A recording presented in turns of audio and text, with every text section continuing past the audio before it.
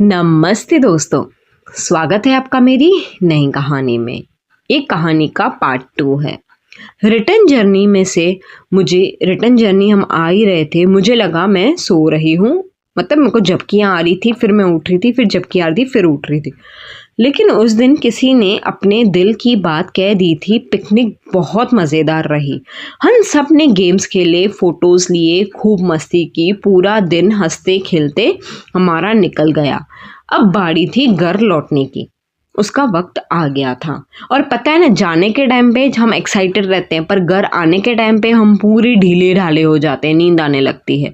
बस मैं सब अपनी सीट्स पर बैठ गए थे। मेरे पास मेरी फ्रेंड श्रुति बैठी थी और सागर कुछ सीट्स मेरे से पीछे ही बैठा था।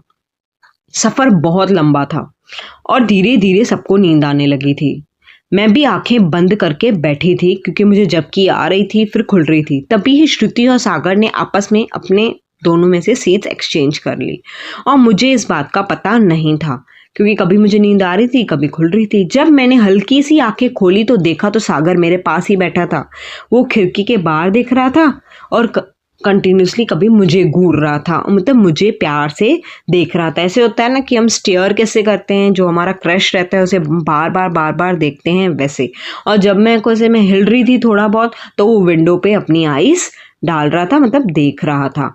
पूरे रास्ते हम दोनों ने ज़्यादा बात तो नहीं की, लेकिन उस दिन एक अजीब सी कंफर्ट फीलिंग थी। ऐसे लग रहा था कोई मेरा बैठा है, जैसे बिना कुछ कहे ही बहुत कुछ समझ आ रहा था।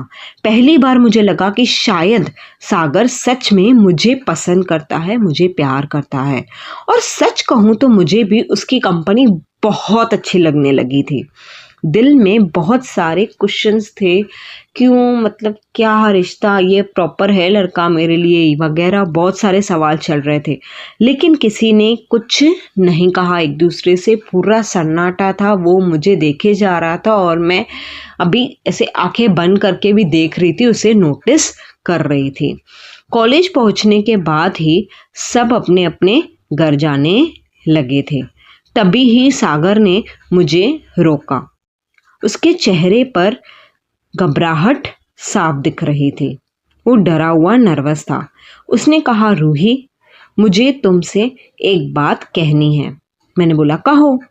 मेरा दिल तेज धड़क रहा था, हार्ट बीट फुल फास्ट रखी थी। तब भी मैंने बोला, ठीक है, कहो। मैं चुपचाप उसकी बातें सुनने लगी थी और फिर उसने वो कह दिया जो मैं सोच भी नहीं रही थी कि इतना कुछ कह दिया। और उसने पहले मुझे स्लाइटली चिक्स पे फास्ट से किस कर दिया और ये मेरा लिटरली फर्स्ट किस था। फिर उसने अपना कन्फेशन दिया, मतलब बताया अपने बारे में। मतलब वो जो बोलना चाहता था, अपनी दिल की बात, वो बोल रहा था। जिस दिन तुम क्लास में आई थी ना, उस दिन से तुम मुझे अच्छी लगती हो। मैं बहुत बार कहना चाहता था लेकिन हिम्मत नहीं जुटा पा रहा था। मैं नहीं जानता था कि तुम क्या सोचती हो, लेकिन मैं सच बोलना चाहता था।